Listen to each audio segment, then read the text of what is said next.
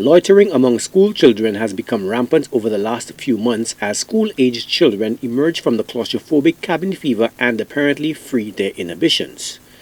The Minister for Education reportedly met with school principals on Thursday and made a statement on loitering following what the Education Ministry says was an unfortunate stabbing incident involving two students.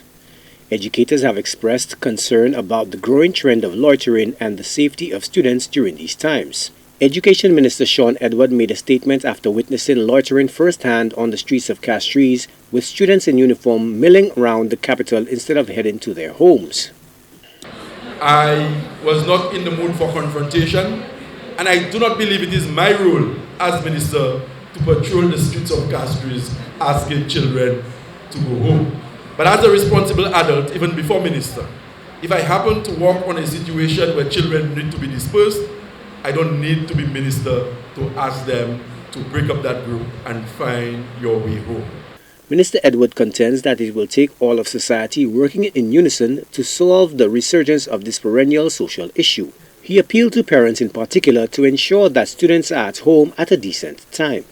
The Ministry of Education or the minister on his own cannot solve that loitering problem.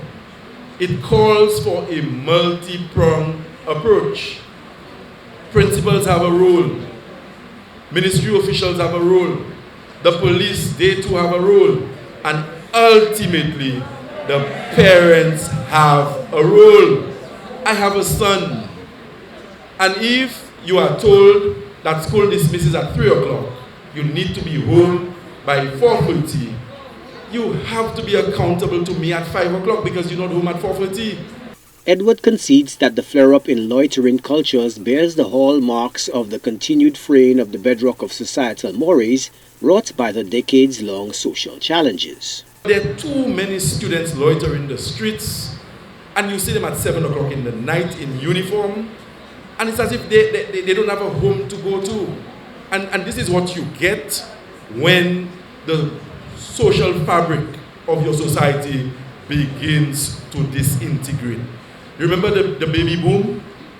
The baby boom years, when children were having children.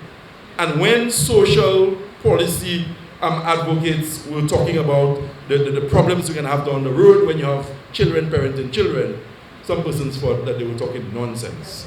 I'm afraid today that is some of what we are paying for.